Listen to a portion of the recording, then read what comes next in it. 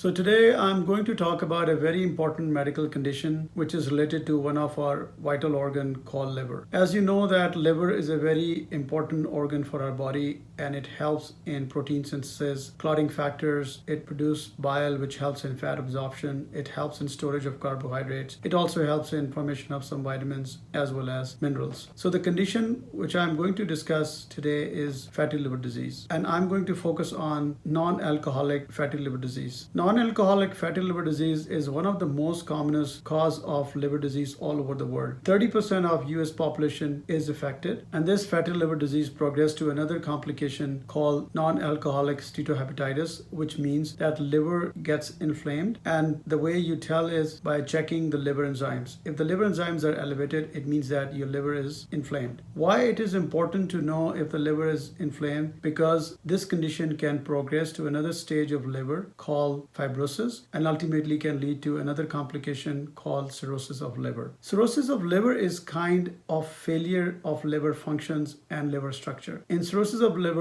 the inside of the liver gets damaged and liver doesn't function the way it should be. I'm going to show you the normal picture of liver, and you see the color of liver is brownish color and you don't see any yellowish discoloration of the liver. Borders are very smooth, and now you can see a fatty liver which is having accumulation of yellowish substance, and now you can see cirrhosis of liver in which the liver size gets smaller and there is a significant discoloration of liver, and the architecture of liver gets disturbed and it is full of fibrosis. Here are the different stages of liver damage. You can see initially the liver is healthy, then you see fatty liver, and then liver fibrosis, and then cirrhosis. Only 5% of patients, they go on to develop non-alcoholic steatohepatitis, which means inflammation of liver. So who are at risk for having fatty liver disease? Individuals with metabolic syndrome, which means they have increased blood pressure, high blood sugar, excess body fat around waist, and abnormal cholesterol or triglyceride levels. Individuals who have high triglyceride level in blood, patients with type 2 diabetes, individuals with pre-diabetes. Obese patients have very high risk of developing fatty liver disease, just like they have accumulation of fat around their other organs and body parts. They also accumulate fat inside the liver as well. Patients who have high blood sugar levels, and the reason behind having high blood sugar level is insulin resistance. So anyone who has increased abdominal fat or belly fat, they are at high risk of developing fatty liver disease. Presentation of fatty liver disease is very non-specific. Some patients, they complain of fatigue, and some may complain of right upper quadrant abdominal pain. And most of the time we discover this problem incidentally when patient gets ultrasound of the abdomen or CT scan or MRI done for some other reasons. And in some cases, if they have blood workup done for some other reason and their liver enzymes comes back higher, then we work them up for underlying liver conditions like hepatitis B, C, or some other autoimmune liver diseases. And if they come back negative, then we can label the patient as fatty liver disease or non-alcoholic steatohepatitis. How to diagnose fatty liver disease? As I mentioned earlier, fatty liver disease most commonly diagnosed incidentally when we do ultrasound of abdomen, CT scan, or MRI for some other reasons. Very small patient population presents with fatigue or abdominal pain. So if we find fatty liver disease on ultrasound or CT scan, then we order liver enzymes to make sure that the liver is not inflamed. And in some severe cases, we recommend seeing gastroenterologist or hepatologist for further and detailed workup. Patient may require biopsy of the liver to see if they have underlying fibrosis. And sometimes autoimmune diseases of liver needs to be ruled out as well. No medication has been approved by FDA so far for the treatment of fatty liver disease, and its management mainly includes diet, exercise, management of obesity, management of diabetes mellitus type 2. So the bottom line is lifestyle modification and weight loss. The best diet for fatty liver disease include greens like broccoli, sprouts, carrots, radish, lettuce of all kinds, salmon, sardine, tuna fish. Also help fatty liver disease because it has omega-3 fatty acids. Coffee helps in liver inflammation. Garlic, walnut, oatmeal, avocado, green tea does help fatty liver as well. And there are certain foods which I would recommend not to eat, and they include all the breaky products because they are very high in saturated fats and they have trans fats, very high in triglycerides. No sodas, juices, no bread, no junk food, no candies, no chocolates, no alcohol. Avoid red meat because they are very high in saturated fat. Avoid ice cream, fast food, butter, they're all bad because if you consume more sugar, it will convert into fat and deposit in your liver. So the main treatment of fatty liver disease is vegetables, fruits, and avoidance of bad carbohydrates, refined sugars. Along with diet, you need to be very active and do regular exercise. So your focus should be on weight loss. The more fat you will lose from your body, the fat will also reduce from the liver as well. The last thing, again, I'm going to advise you to sleep on time and sleep at least 7 to 8 hours a day, because if you don't sleep on time, if you don't eat food on time, and if you don't get enough sleep, then there is a very high chance that you will develop hyperglycemia, ultimately diabetes, and they are also correlated with fatty liver disease. So the important message is that you need to change your lifestyle, focus on your diet, exercise, sleep in order to treat fatty liver. And you should also see your gastroenterologist or hepatologist to make sure that the disease is not progressing. And see your primary care physician for dietary counseling and weight loss. Thank you so much.